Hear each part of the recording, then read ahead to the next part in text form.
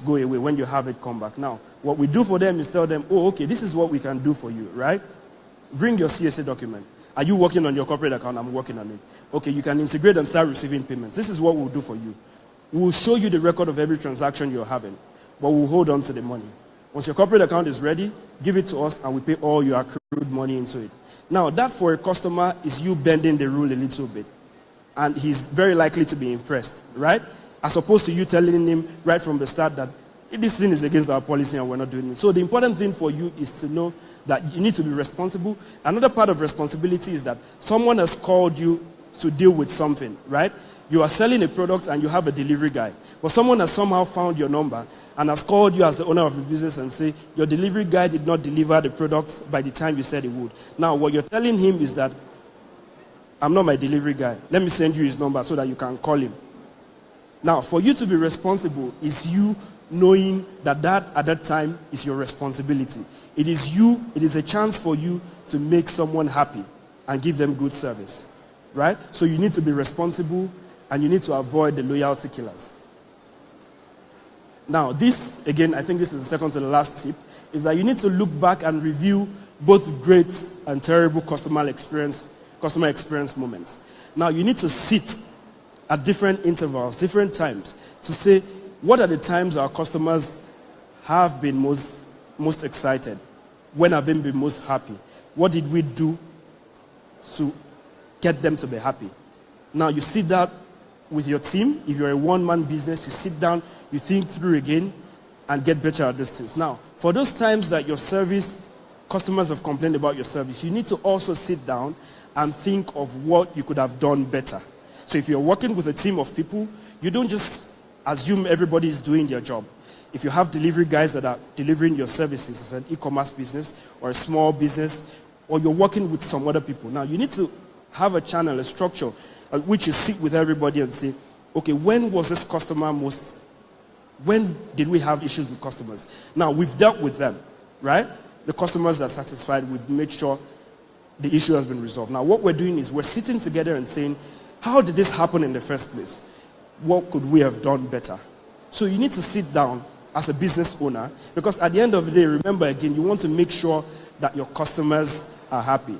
And again, remember that we're saying that customer success is different from customer service. So it is not enough for you to just solve a customer problem at a time and move on. What you're trying to do is to have a structure in place so that when these customers are happy, or when you solve your problem, you're creating structures and avenues so that people will not have similar problems, or it will not happen again. And then very lastly, I think, you need to create a customer success culture with your team. So what this means is that if you're working with a team of people, if you have one or two more people that are working with you on your business, you need to make sure that irrespective of their position, they understand that customer first. Irrespective of their position, they understand that it is a customer first before anybody else. So even if you have a technical team, for instance, and then all they do is just code, it doesn't mean that when a customer approaches them, they have to be rigid because they think it is not their duty. One of my colleagues is here, his name is Steven. He's a product specialist, for instance, and he has talked to so many people here since Monday. You have no idea he's not a customer success person. Because for us, it is a culture that every single person on the business team, on the engineering team, on the growth team, understands that for us, it is customer first at all times. So as a business owner, it is important that you build a culture that everybody that works with you and for you understand that every single time, at all times, it is a customer first. Now, all of these tips would help your business grow. Now, this is just what you're taking away from it. First, it is not enough for customers to just have their issues resolved. Now, what you're trying to build is a culture that customers are happy with the service that you are rendering. So that, again, remember that you're not spending so much on acquiring new customers when by just making your already existing customers happy, you can get many, many more customers. I have here now that says, you remember customer service. I believe you're living here and thinking to yourself, customer service, I'm not doing that shit again. What I'm doing now is customer success. Thank you very much.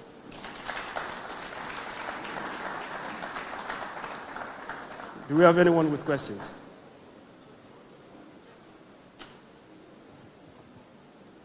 Do we have questions? Sorry, please. Can you step up? Can you please come out? Thank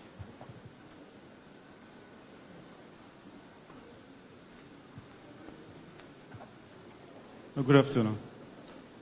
Actually, I want to ask as regard to the customer service issue.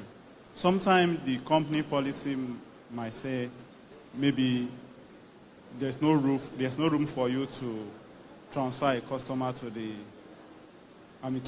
head, that's to the management. Whereas the customer insists, your role as a customer service is actually to manage the customer expectation. And now the customer insists that you also want to speak to the management. How do you handle such? It's part of the customer success or culture.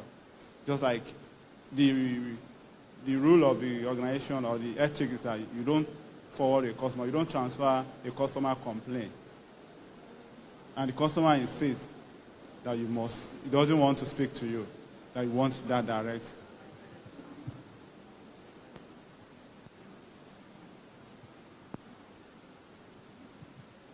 Before I answer the question, I believe that a lot of people that are here are first, business owners, potential business owners, or people that are working in very close factor. Now, to answer your question first is that any business that is set up in such structure are happy. Now, there's only a scenario where a customer is asking to speak with someone else. It is only at the time when he has a sense that you're not dealing with his issue properly. Now, a customer would not ask to speak with anyone else if you're solving his problem. So in that kind of situation, what you need to do, or if you're a business owner, is to make sure that the people that are the points of contact for the customer have enough knowledge of your products. Very important. Now, that whoever it is that pretty much everybody, because again, remember that we say we're building a customer success culture among everybody. So you need to make sure that every single person that works with you, especially those that deal with customer, they have a very good understanding of how your product works, so that when they are dealt with customer situations, they have very good knowledge of dealing with them. Now, if you are dealing with stubborn people, a stubborn person that says, for some reason, I want to speak with this person, it is important that you know that at that time, that is an opportunity for you to impress that person. Because what you don't want is that I'm not giving the phone to that superior, and then the guy hangs off the phone. Now that guy is unlikely to use your service again, right? So what you want is that you have that customer problem solved. But before we get to that point in the first place, you need to make sure that every single person that works with you has a good knowledge of your products. For instance, I did not study anything related to payments or banking or finance. But I'm working with Paystack now. I can tell you exactly how payment works in Nigeria. It is because there are different times when our CEO, the business people sit us down and take us classes and lectures on the very important things to know. First, about the Paystack products, and second, a lot of your bankers. I know how payment works more than a lot of them. Most of them, you call them and you tell them you have an issue with payments, and they tell you, oh, this is a problem, or we cannot refund your money. And I know what they're supposed to do and what they're not supposed to do. So it is important that everybody that works with you, especially those that are the points of relating with customers, have a good sense of your product, so that there will not be times when anybody is requesting to speak with a manager. And even if it happens that anybody wants to speak with a manager, you are always going to pass the phone because you want them to be happy at the end of the day. I think I have signaled that my time is over. How does this work?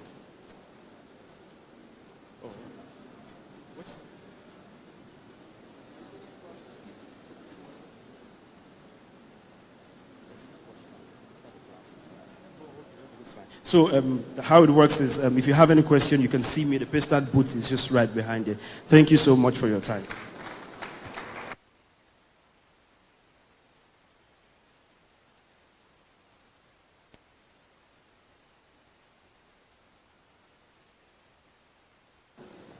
Thank you very much. I have a few announcements and to also talk about the next classes so that you can go to your classes immediately. Still on the feedback, we need you to give your feedback on social media, on our Instagram, Facebook, and Twitter. It's Summit Expo NG. And when you're typing anything, please remember to put the hashtag Summit Expo NG. We would really, really appreciate that. If you like, you can also send your feedback via WhatsApp number, which I'm going to call out now, so please note it down.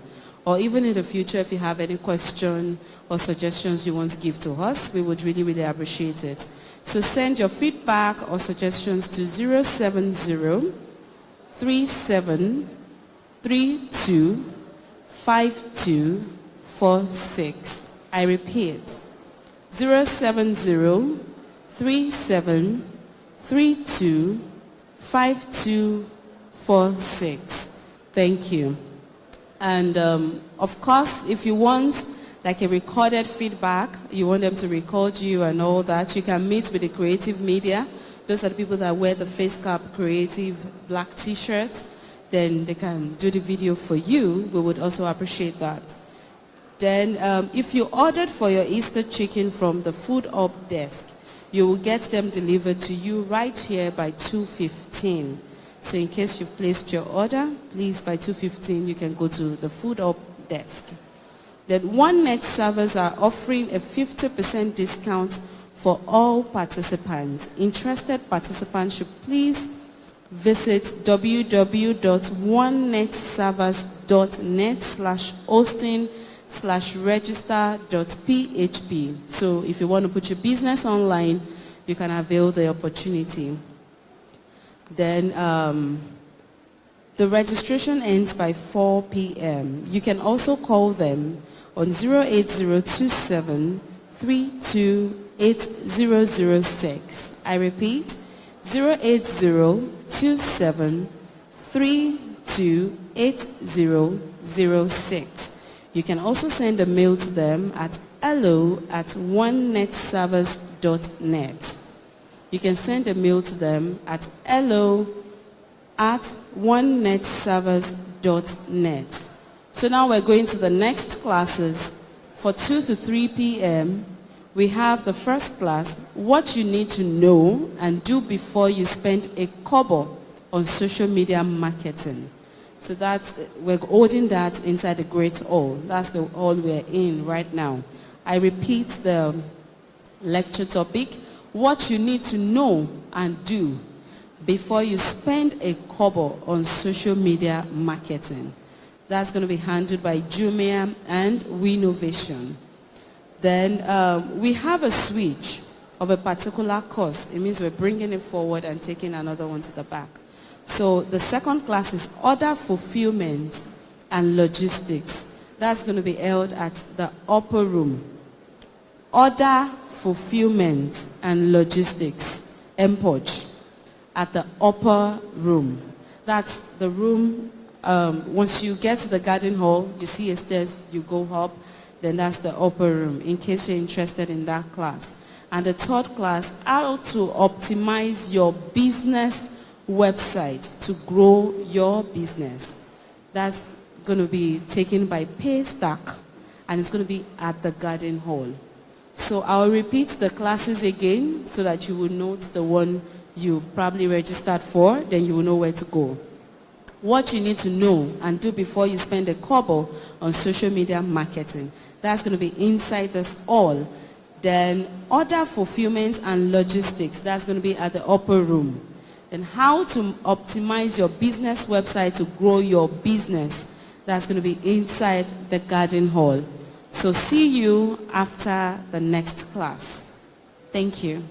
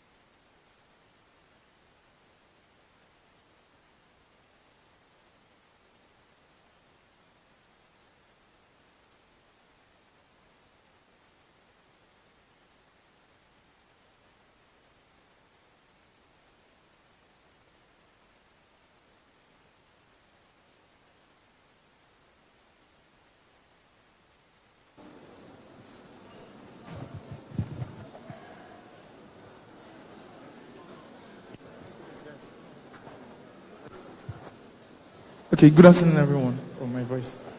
Good afternoon, everyone. Yeah, my name is Babatunde. I manage communications and community for Innovation Hub. We'll be taking this session with Jumia for what you need to know and do before you spend a kobo on social media marketing.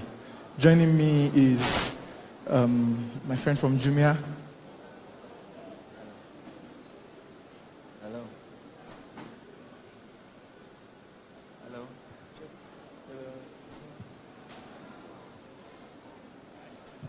All right.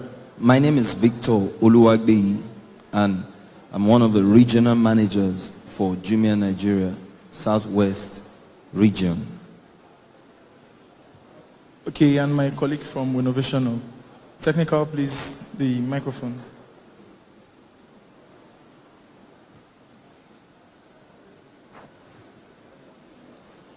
Hi everyone, good afternoon. My name is Baba Femi Adewumi. I manage the operations of Innovation Hub, and I'm glad to be here this afternoon. Thank you today. So basically, it's going to be like a quick fireside chat in the next 30 minutes. We're going to be discussing the things that you need to know and do before you begin to spend money on social media marketing. I would first like to drop a broad knowledge of what social marketing is. Social media marketing is, of course, like traditional marketing, is the process where we get our products to our customers now, to our key customers through the use of social media. Now, talking about social media marketing and paying for it, paid social media marketing is the process where you now put your money, like traditional advertising, where you advertise your stuff, whatever it is you sell on your e-commerce platform, whatever service you render, the process where you advertise it using different social media channels, Facebook, Instagram, Twitter, whatever it is, using that is what social media marketing entails. So this afternoon we're going to talk about some of the things that you should have done, the background stuff, your background work that you should have done before paying someone or paying an agency or deciding to put money into social media marketing. Yeah, of course we know that advertising is a core part of every business, but then doing online advertising is in a way special. And then now doing online advertising, apart from the normal Google ads and all that, doing it on social media has to be strategic. So it's those basic things that you should have done, you should have known before you now begin to put your money there, that we want to be talking about this afternoon. And we're going to be having a very beautiful conversation. I mean, at whatever point we can raise our hands for questions so we can discuss through some of our fears. A lot of us have quite a number of misconceptions about what goes into social media ads and all that. We'll try to debunk some of them. So we should not hesitate to ask questions and let's know what our fears are. Yeah, good afternoon again, everyone. Good afternoon. Good afternoon. So, very first question. I begin with you, Baba Femi. What should businesses know, or what do you think is the core thing a business should understand before they even go on before we go into paid social media? Before I open let's say I'm running Gary.com. Before I open a Facebook page for Gary.com, before I open an Instagram page for Gary.com, what do I need to know? What do I need to understand? What do I need to do before that? All right, thank you very much, Babatunde.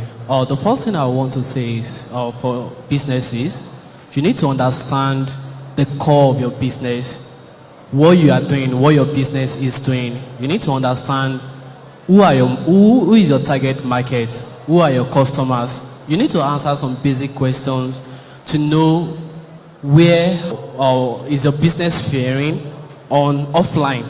Because the power of social media is like your business is doing well at offline and you feel like there is need for you to reach a bigger audience. So the first one is you need to define who your market is and understand where your customers is basically. So for example, if you talk about Gary, For example, you want to, because maybe later on in the discussion we might be getting there. There are different social media platforms that we have, and you need to also understand which one suits the kind of your audience. So I think the first thing that is important is understand your market, have a solid offline business that works before trying to go on social media.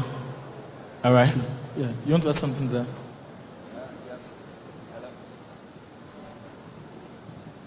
As he has said, if you are going online, you want to sell online, then you must have a product first.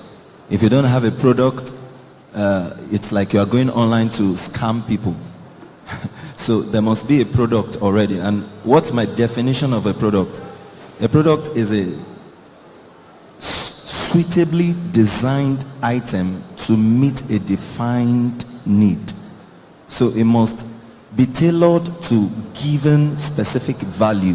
So the moment that is done, and then you've already tested it, you must test it. That's another thing. Before you even think of doing social media marketing, you must test your product, and plus the other things he has said. I think then we can begin to now talk about the aspect of paying, for social media marketing. Thank you. All right, beautiful. So we've been able to lay the foundation of understanding your product, like understand what your product, what value your product will give. Because he said it's a basic saying in advertising that there's nothing as worse as advertising a bad product. You just make it worse because you're announcing your problem, your challenge, your bad product to a much larger audience. And of course on social media there is a tendency for virality. Things easily go viral. And so if your product is not good, then your strategy from the beginning is bad. Yeah, on the other side, you touched on customers. I'm coming back to you. Yeah, you touched on customers. So how does my customer base, how does it affect my choice of social media? How does it affect what I need to do on social media? Or is there no need to look at what my customer needs and all that? Okay, if I get you very well, you're talking about profiling. Yes, understanding the customer. Understanding the customer. Yeah, it's important you understand the customer, because if you don't understand the customer, it's like shooting sporadically. Then it could even cause a challenge. It could cause a problem. But when you understand your customer, you can easily target them. You can segment them. What are the product you're trying to push or the service you're rendering? Who are the people that need this product? Who are the people? Is it a product for young people? Is it a product for adults? Is it a product for ladies? Is it a product for girls? If it's for girls, what's the age range? These are the things to look out for. And there's a specialized way you know these things from, and thank God for the social media now, even though some people put their fake, you see the profile of some people, you see 93 years old, and you see the picture, it's someone younger and all that, I know. But still, there are specialized ways of getting these things done, and that is part of the things that is requiring you to now consult experts who can help you to know how to go about it. Then you begin, that's when you can now start to begin to pay about it, because there's paid form of advertisement on Facebook. Most people don't know that. You can actually pay for adverts on Facebook that will help you push your product to the target audience. But before, what we are really dwelling upon right here is that before you begin to now do that, before you begin to spend on that, what you need to understand your customers, because those are part of the things that will help you define where you are targeting. Thank you. Yeah, beautiful. You want to add something there? Okay, a quick question. Okay, right before the question, there's a blue color vehicle, KRD 477, Benue. Please, your attention is needed to move your vehicle. All right, let's take our very first question. Yeah.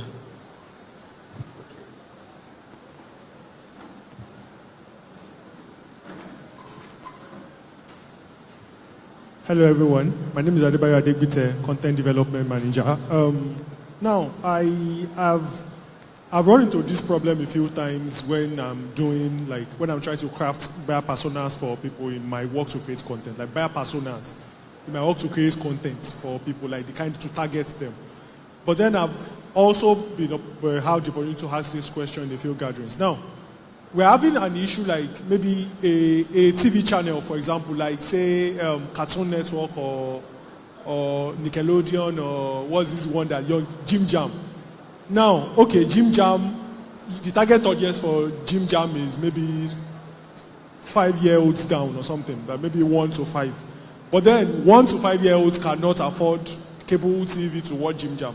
So now, of course, for example, my brother doesn't watch Jim Jam, but my nephew watches Jim Jam. So my brother, who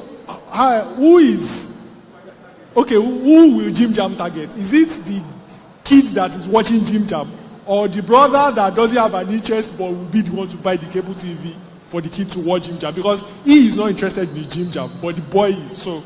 So I don't know, just enlighten us a little on that. And there are other products on that as well, like just that example. Okay, let me react to that question and let me cite a case study here. I think there's difference between customers and users. Your users at times might not be your customers, but your customers are the one that paid for that service. So for example, there is a popular of diesel food that children likes, like I'm not advertising this time around, but when you talk about Indomie, children at times might not be able to afford it, but their parents buy it for them. And at times, because they know that the children can get to the heart of the parents, and from the song, so mommy buy me this, mommy buy me that. So the parent are the one paying for that service, but the user are the children. So for example, when creating a product, or when you are trying to place a product outside there, you need to understand there are some times that your user might also be your customer. So it depends on the nature of product you are putting outside there. And there are some times that your products, they might be different. You might have a user, but not the same as a customer. So you need to understand your product. Who is buying it? Is the person buying it the person also using it? So that's my own contribution to that. Yes, who do you target? Yeah, first we must understand that advertising is... You target your customer. You target your customer, yes, clearly. But then advertising itself is psychological, is emotive. People buy on emotional grounds. Because the truth is, sometimes you just want to get share of wallet of your customer. But then to get that share of wallet of your customer, you need to sometimes target your user. If your user does not have the capacity at all to buy. For example, we see a lot of Indomie adverts and see small children there. Who are they appealing to? Children. If children like it, parents will buy it. But it's not the same with products like computer, for example. You need to target the customer. So if I'm a graphics designer and I will need Adobe Illustrator, who will Adobe target? Me or my employer? Who will Adobe target? Me, the user. So they make me understand the value. But for other kinds of products where you may not understand the value, where you may not even buy, for example, and then narrowing it down to social media ads. Children, for example, you want to buy, say, small children's wear, or you sell fashion, or you even sell cakes. Sometimes you see people target loved ones. They will say, buy cakes for your loved ones, right? Why? They are trying to play on emotions. It's just an emotional kind of advertisement. So buy something for Valentine for your loved ones. Who will use it? Your loved one. But who will buy it? You. So understand that buyer persona at times may not only be chronographic. So sometimes the user is different from the buyer. If you understand that, you will target more who will buy your product, because that's the person that has purchasing power eventually. So you don't just want to create awareness. You are not doing PR, just PR. But then you want sales from whatever you are putting out on social media. I hope that's clear. Yeah. All right. Can we move on? Yes. Okay. So we've talked about target audience, and then so how do I then know what particular social media assets I should use? Social media assets and social media channels. How do I know which one I should use? How do I know when to use which one? How do I know? And then the basic ones: Google. I say Google, Facebook, Twitter, Snapchat, Instagram. Okay, so establishing on some of the things we've been discussing before, I think there is uniqueness to each of the social media platform.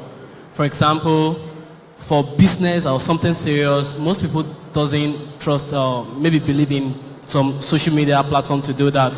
So, for example, let me say for one that sometimes I have biasness for Twitter, for making use of Twitter, because I felt the people I'm meeting on Twitter are serious-minded person. I felt they are business-oriented person. I felt they are serious. But for Facebook, I felt like this is where people just want to show off. You want to show people like the picture you just uploaded. So if I'm thinking about business, I don't want to think in that line.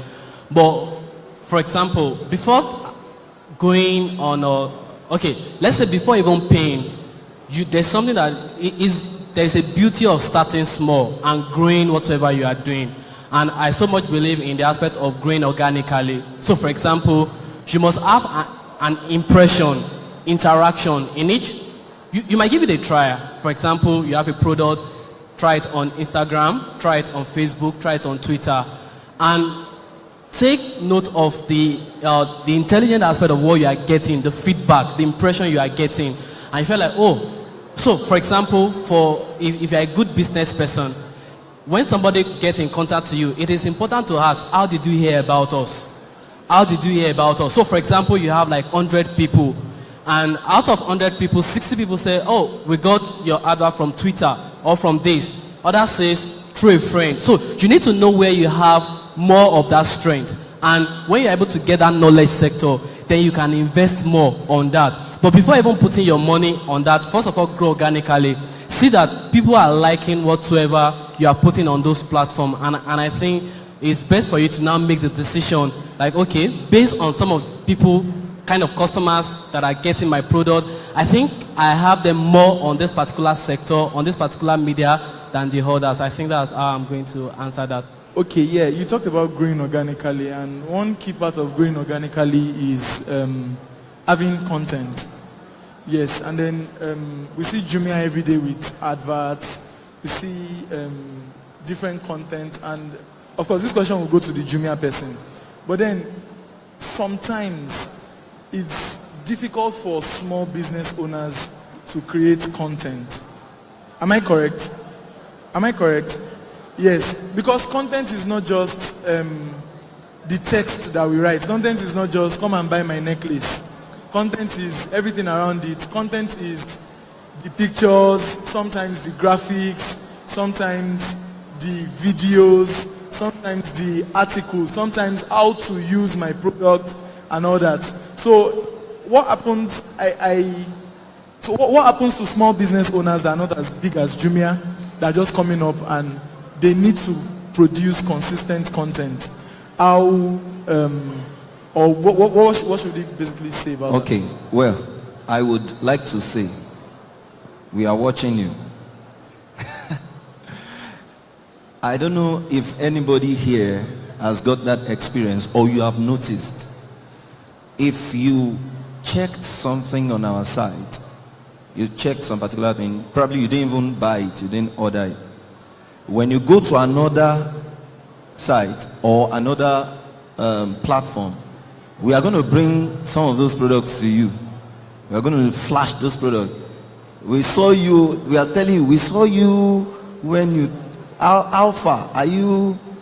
So we are at your face, trying to, and what goes into all this is expensive and huge for, say, small businesses. So what I will say is that the only way we can, work around such things is to leverage on the platform Jumia has already given. We've got to leverage on that. If we can leverage on that platform, then I believe that, like he said, about starting small and being consistent, because about what goes into running an organization and spending on advert, I don't personally believe in starting to spend on advert, because I know that a good product will advertise itself. So you've got to leverage on the platform that we have already. I know that a lot of people have been saying a lot of things, asking us series of questions, but I know that, like I say, because the major issue is that it is highly capital intensive to run such things. So, and you don't have to spend all that since you have the platform. Exactly. Okay. All right, yeah. Okay, let me quickly also add to what my colleague has said. I still believe that content is the key. You know, when we talk about content, there are a lot of things that customers are inquisitive about. There are a lot of things people want to know. There are things that catches people's attention. So let me also try to reestablish this. You need to ask yourself this basic question before going on social media in the first place. What is the reason why I want to be on the media, on the social media? So I think some want to be on the media just for awareness and not to make money. Some want to be on the media just because 4 or 5 of my friends are on the media or on the social media. But for example, let me take this for example. There are a lot of things about what you are doing that people want to know. That sometimes you just want to talk about a niche about your product. At times you want to talk about the usage of it. You want to talk about the uniqueness of it.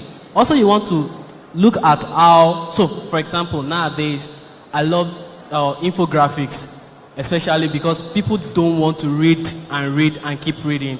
So at times infographics do caught my attention. At times a little bit of a video, like maybe you're talking an animation kind of way of engaging the audience.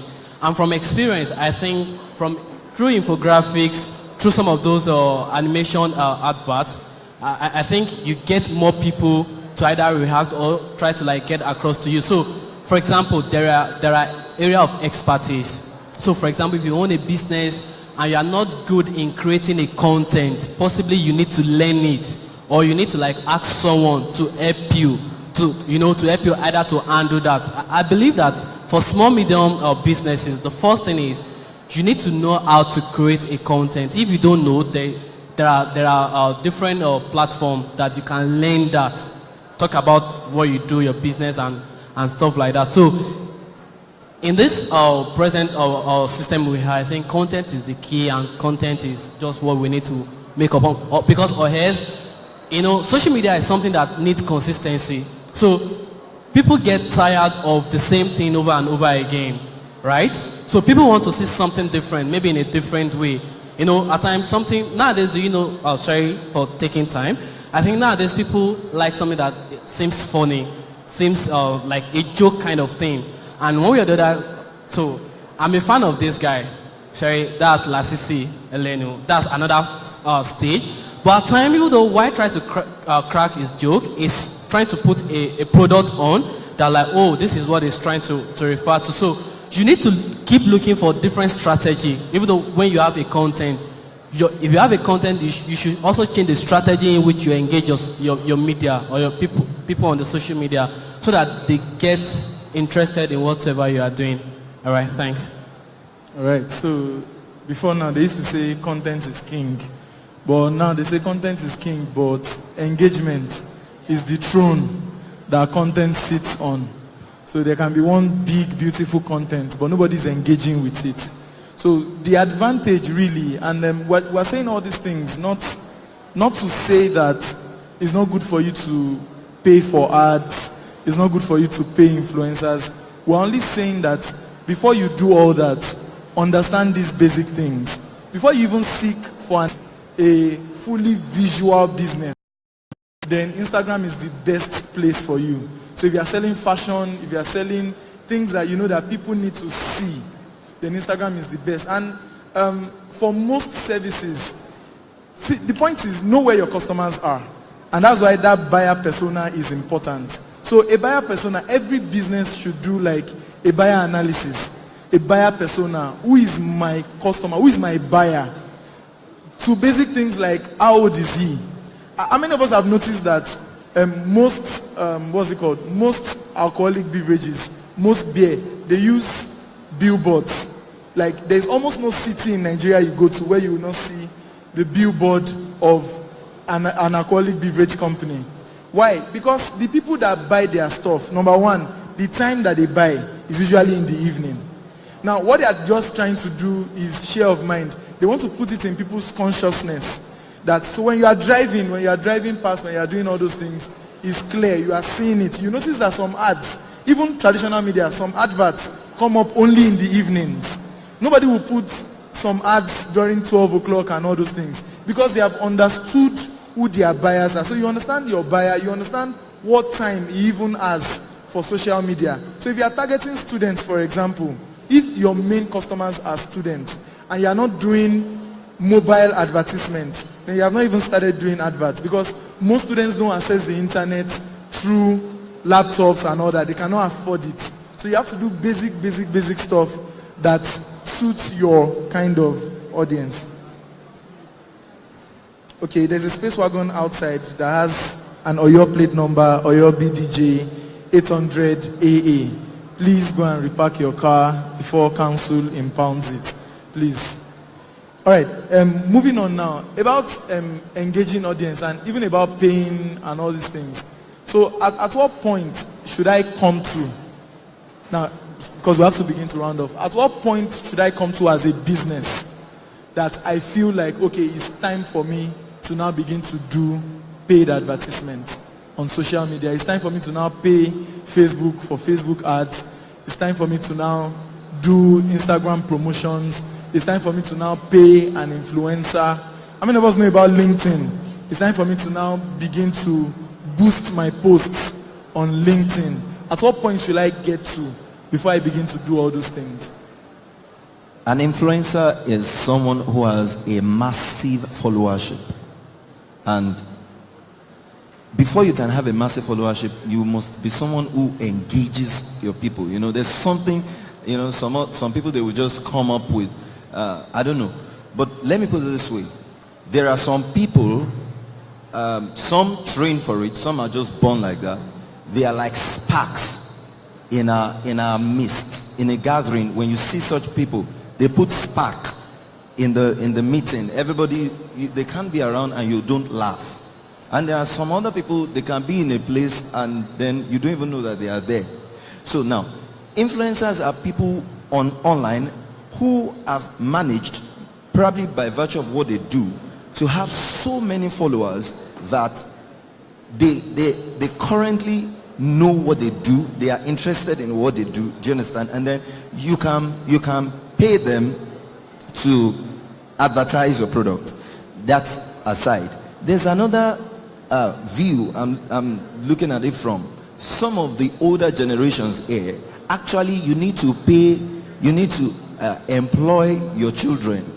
I don't know if I'm talking to someone. You need to employ your children and then help them convert the time you talk about them that they are wasting online. In fact, let me tell you, there's no time you are not wasting time online again now, unless you are not guided. Anytime you spend online, you're supposed to be making something, unless if the person is not guided. So for older generations who are trying to, catch this e-commerce thing, you might have the best employee at your nose there. Just redirect the person, your child. Ask questions. In this age, parents will have to ask questions to learn, because things have changed. All this, the way to design all these hashtags, know what to do and how to place it. I learned some of these things from my younger sister. I had to learn it practically. So that's the way it works. You've got to just learn. You've got to learn and keep learning. But one thing is that on the social media, nobody sees your face. Nobody knows who is engaging who. But the engagement must be ongoing. If the same in brick and mortar stores, if people come and knock the first time they want to buy, nobody responds. They knock the second time, nobody responds. I'm sorry. Online, you probably might not get the second knock. That's the challenge, because it's very evasive. You know, everything is It's just moving. Everything's just moving. So you've got to engage them. So it's like throwing a net in a massive river. You've been able to catch the fish. If you don't draw them, they will escape. So that's the picture I can paint about, engagement. Yeah, beautiful. Yeah, thank you. Okay. Thank you very much. Let me say this. For example, if you take maybe some of the social media, for example, there's a way you can get an insight. So, for example, maybe in a month, 100 people visited your page. Once they read an information on your page, 80 people clicked to action. That's like you attract them, you entice them by what you posted. Out of 100, 80 people actually engage. So to me, I think that's a good statistic to say, wow. So if 100 people are actually visiting my page and I'm getting 80 people as well to go further than what they are just saying, then it's a good arithmetic to say, if I engage an expert to say, you know what, I want to cover like 1,000 people, I think I should get a good report. So at what point is, I would say at the point where you look into your they call it analytic tool. So for example, both Facebook, Twitter and other social media has that insight analytic tool. So you can know the number of people that checked you out. You can know the number of people that click on, for example, if it's a link. And so that is a kind of engagement. So if you look at the ratio, I think that it's something that makes sense. I think at that point in time, you might also want to engage a bigger audience because you know that actually works. All right. Okay, yeah, like you said, in today's digital business, numbers matter. So you must check your numbers from time to time. You might not be as big as Jumia or Konga, but then your numbers in your own demography. And then another thing, before you begin to pay for ads and all that, you should not take more than you can manage. So if you are targeting 1,000 people, from your previous engagement, you know that, okay, for every post you make, you get 2 sales. So, and maybe you get to reach only 100 people. That's 2 in every 100. If you do not have capacity to deliver or to supply to 100 persons, then don't bother to target 1,000. Because you might just lose those two daily customers you have by not having the capacity to deliver to the people that you are. And the beautiful thing about online advertisements is nobody will refund your money. You cannot arrest Facebook you cannot sue Facebook with police case or anything. It's clear. All these things are made clear. You know who you are targeting. And then another key part is the way you target, the way you make people call for action. For example, some persons put ads and then they don't put a buy button. I mean, it's a disaster if you are selling online and then for your advertisement you are not putting so some persons do not know, and that's the reason why before you even begin to engage paid advertisement on social media, you need to speak with an expert. There are quite a number of, gain enough knowledge of these platforms so that your money does not go to the wind. So understand well that, okay, this thing works this way. I can edit this. I can edit this. And understand also how your customers interact with you, when they interact with you. So some ads should not even run during the day because nobody gets to see it. You are just wasting money. So you can even set the time. You want your ad start time every day. For example, on Facebook, through Facebook Ads Manager, you can set your ad time every day. So if you want your advertisement on Friday to start from 5 p.m. and stop at 11, and then continue on Saturday, you can set time for daily advertisements like that. If you know that you cannot run it for a long period, you can run daily ads. And it's now very easy. So if you are running a business page on Facebook, for example, and then WhatsApp, Paystack some time ago shared WhatsApp for businesses. They shared like a manual for how you can leverage WhatsApp for businesses. Because the point is, at this time, everywhere people are is a market. So market is not just baggy market or Dugbe market. Everywhere people are, everywhere people can see information, they can actually buy. And they can, so because payments has now been made easier, communication is made easier, nobody needs to spend, as long as you have data, nobody needs to spend anything to call you. So like he said, when they knock on your door once, you must be available. So if you are not going to be available at night, if you are not going to be available, I mean, some persons lose customers because they were not, you must also be ready to somehow be, that's if you will be doing everything by yourself, you must be ready to be flexible. So you don't want to be in the generation that will say, it's just pressing phone, it's just pressing phone. A lot of money is made from mobile advertisements nowadays. So you must be ready to do all those things. You must understand the language of all. So when they say insights, they mean analytics. Okay, what are we analyzing?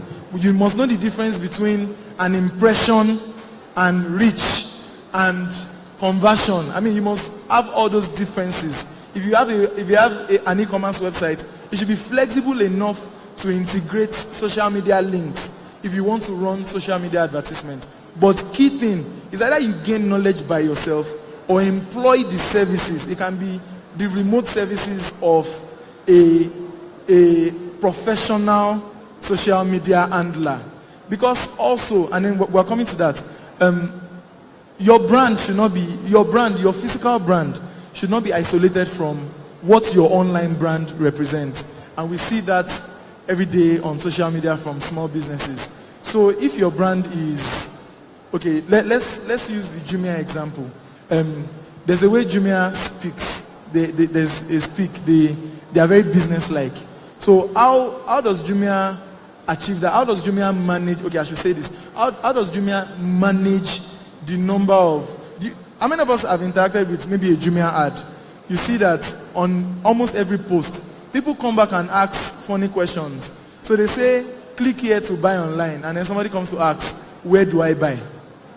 Or how do I buy? How much is it? When the price is there. So how does Jumia manage customer interaction in posts? I mean, since, of course, there's the beautiful example of Jumia. So how do we manage customer interaction? At what point do we, thank God the representative from Paystack already spoke about customer success. How do we manage it? Especially because we cannot see who we are interacting with. Sometimes we don't know the age. Sometimes we don't know whether he has capacity to buy or not. How do we manage such interactions? All right. Like I said, someone was asking a question about user and customer and all that. It's still related. What we know, what has been established, is that the online surface is dangerous. As in, I want to use that word in quote, like any young child, in quote, any young child that has access to the internet, that can interact with the internet, is no longer considered a child. Because that child can take actions like an adult and you wouldn't know. So what we just do, number one, we have a fixed, and that's part of the reasons, that's part of the challenges for small startups. Jumia has the capacity. In fact, there are people employed to just manage WhatsApp pages. I don't know. You know, some things sound strange now. By the time you begin to hear some job titles, you will be amazed in this age and time. There are some people that are just employed to just manage the WhatsApp page. And that's all they do. There are some people, so there are people employed to do that. So that when you see some people with their, it's not everybody that is, you know, typing the phone that is wasting time. Don't be deceived. You know, some people are just working, gainfully employed. They're just, you know, making things happen because that is how it is now. So that's how Jumia handles it. We pay people to monitor those things and then reply promptly, and then they are able to get to the site and we're able to convert them to customers. Okay, yeah. So how do we manage customer engagement, customer interaction on social media, especially when the brand begins to get bigger? Especially for SMEs now, since what innovation focuses on is on startups. Yeah, and then offering services, offering products. So how do I begin to manage how people interact with me on social media? Are there social media tools that can help with that? Okay, I think we need to first of all understand that every engagement is a potential conversion. So, for example, for anybody trying to call on you and said, guys, what do you do? There's every possibility of you trying to convince the person to either buy your customer. So I think that there are attributes and there are qualities that you need to do in managing people, in managing people that comes to ask about what you do. And the first thing is this. So if you are not able to convince yourself, then it's difficult for you to convince others. And so for example, in a school of thought that believe that don't sell a feature, sell the value of whatever you are doing. So for example, somebody comes to Innovation Hub and like, so what do you guys do? And I'm just trying to tell them how beautiful Innovation Hub is, the number of staffs and stuff like that. That is of no use to him. But I think people get more attracted to the value you are offering to them. That's the aspect of value addition. So for like startups, I think Tunde said something while discussing the other time that don't put in your mouth what you can chew at a time. So if you think that you need to like employ more hands to take the space of like the customer relationship, because that sometimes here comes a question, like for example on social media, you have 100 impressions and 1 conversion, then you know that there is a problem somewhere. So you need to find out what's the cause. Is it that it is what's happening between the impression and the conversion? So for example, there was a time that was like 2 years ago, we were trying to organize an event and we make use of a social media platform, and we discovered that over maybe 200 people have actually checked out, but nobody registered.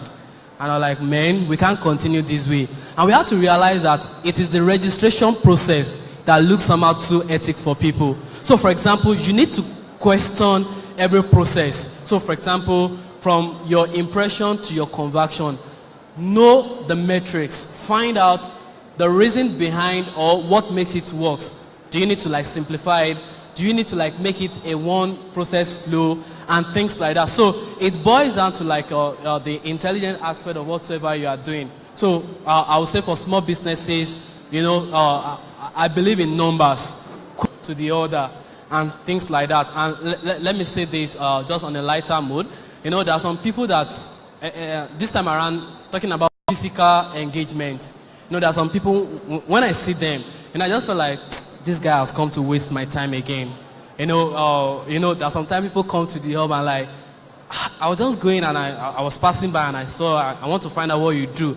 And within my mind, I knew that this guy is like, he doesn't really have anything to do. He's just trying to waste my time. But as much as possible, I try to like, oh, wow. I tell them, I also want to know, what do you do? So what do you do? If I know what you do, I can also suggest to you, this is how we can better help you. So it's all about knowledge. It's all about understanding. It's all about criticizing and questioning your numbers that you are having. I think with that, small businesses or startups can be able to get more engagement and get more money or more engagement while doing what they are doing. Yeah, beautiful. Thank you very much. We have just about 10 minutes to wrap up. Do you have anybody that has questions? From some of the things that we've been saying all the while. Any questions?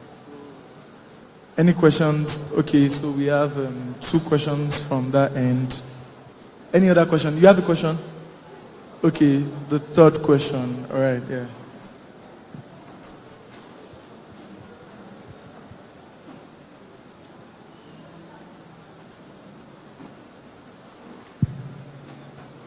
Thank you very much.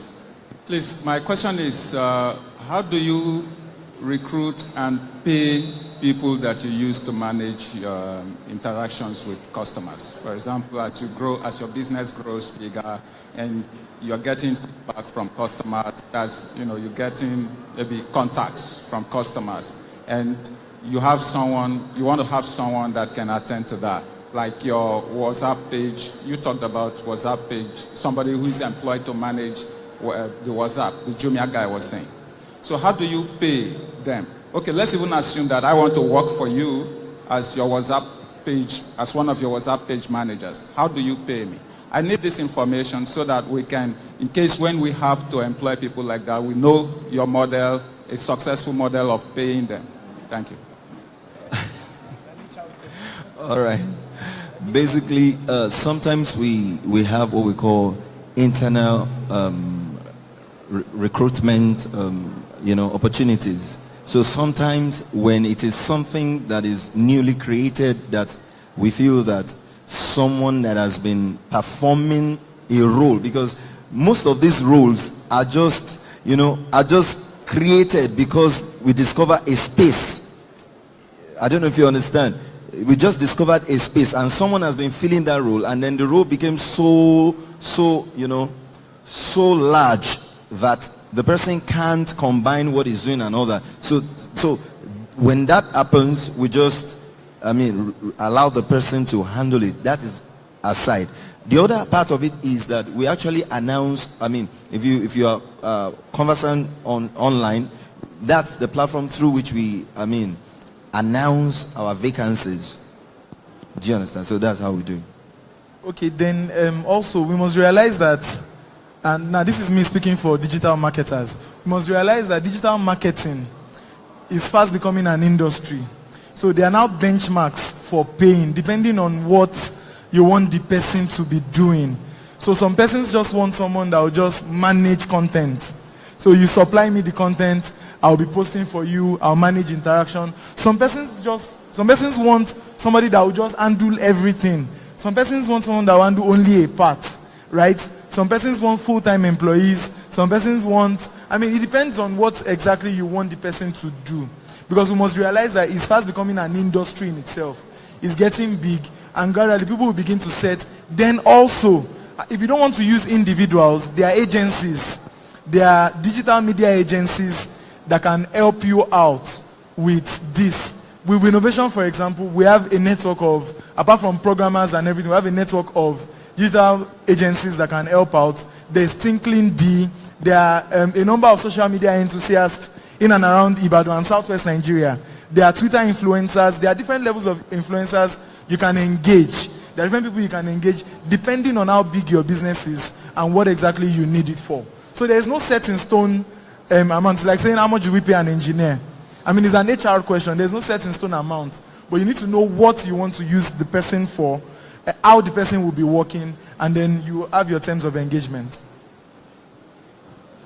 Okay. Thank you. I'm from Ministry of Agriculture, Lagos State. You ask a question about, somebody asked a question about, and you respond about buying a computer. That is it the end user that will buy, or maybe your employee. Yeah. Something happened in my own case in my office. I need a computer.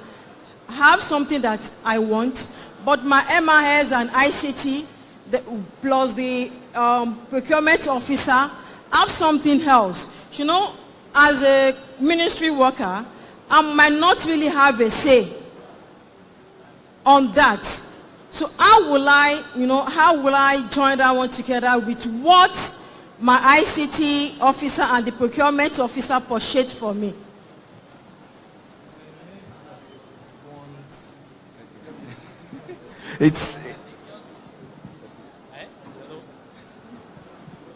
Okay, I think yours is a little bit different. But let me take it from the aspect of organization point of view this time around. So for example, for each department, there is what we call tools and tool specification. So for example, let me take where I work, for example. You are needing a guy to take a place of digital, graphic designing for you. So you are even in charge of the ICT or the kind of ICT department, there will have been a kind of a recommendation. So at times, if they know that you are an expert in what you are doing, they might ask you, give us your specification, send in your specification. They might compare it with what they have. And if you can back it up and say, I think it will get my work easier, better, and the output will come out better. I think it's just about you able to understand the specification, convince them, and said, well, it makes my work easier.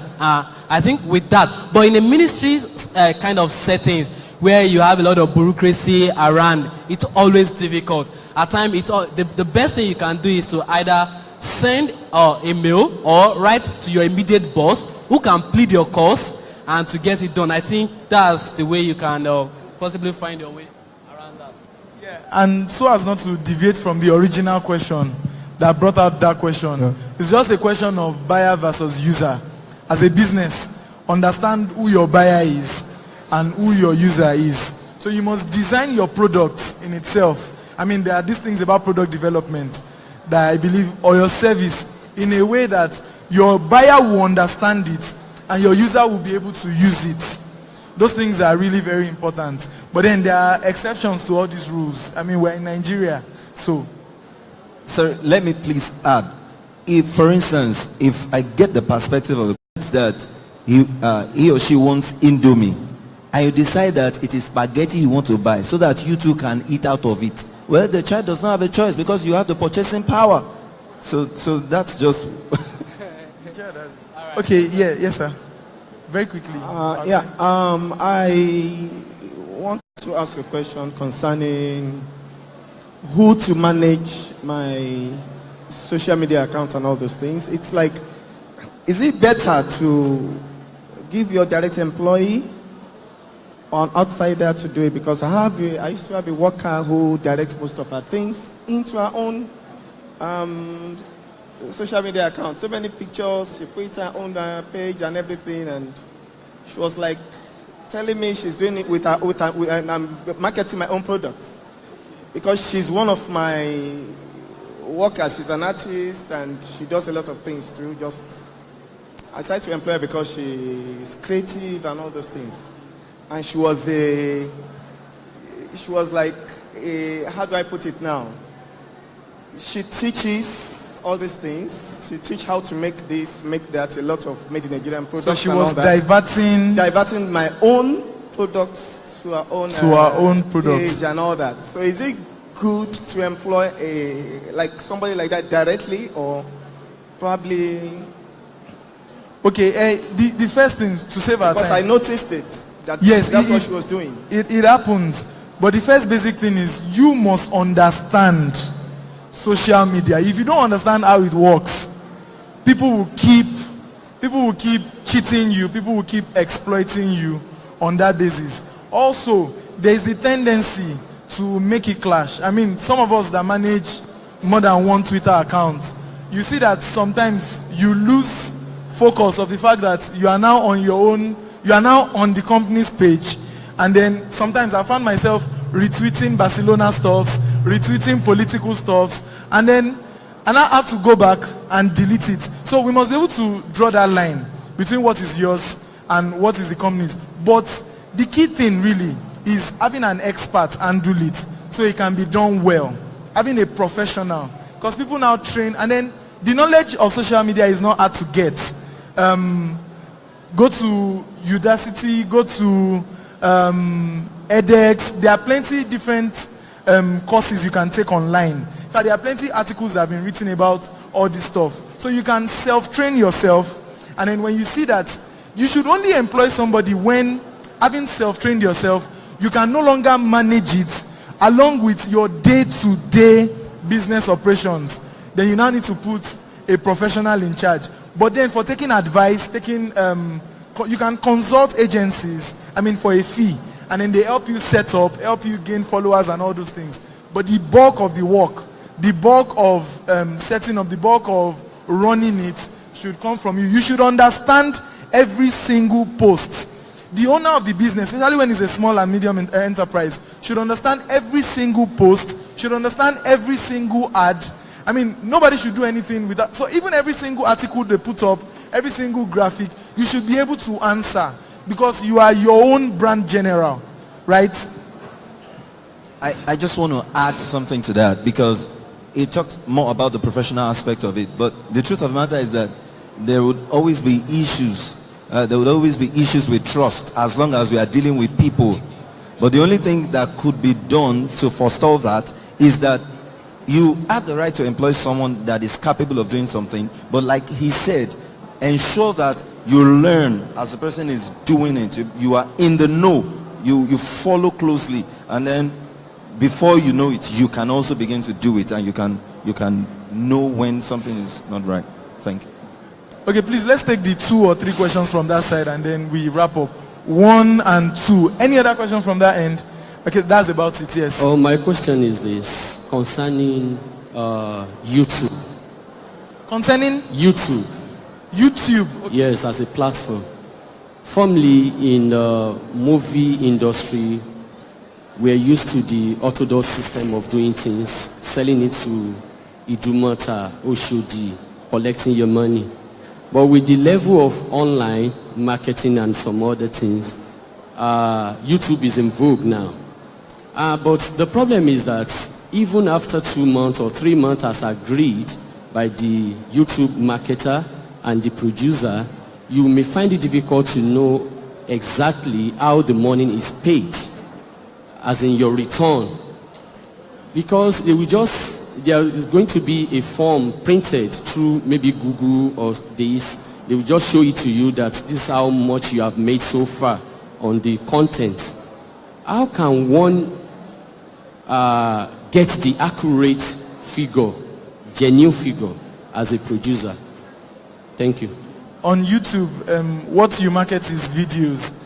And then, of course, if your video stays for up to 3 months, when they put ads to your videos, they pay you. YouTube has its own way of calculating how much they pay you, depending on the number of clicks. How many of us are very familiar with YouTube? So there was a time, I don't know the new rates now, but then there was a time where if you wait to complete the ad, you have the option of skipping the ad after 4 seconds.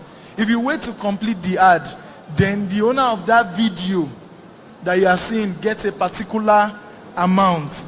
If you do not wait, sometimes also, sometimes also sometimes also the video is not full. And then now YouTube now does 6 seconds full videos, so everybody gets to get a share of it. So you have to read YouTube's terms and conditions really to understand, and that's why we talked about understand first the model of wherever you're advertising, so that you are able to know how best to advertise.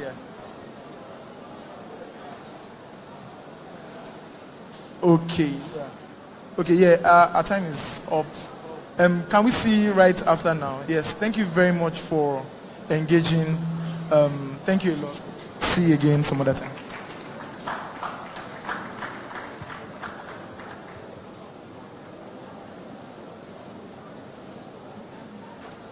Please, there's a break now, so everyone should be back by 3:20. So we're going to have a break before we move into the next session. So by 3:20, please let's be back. Okay, by 3:20, so that we move to the raffle draw and the fireside chat. Thank you.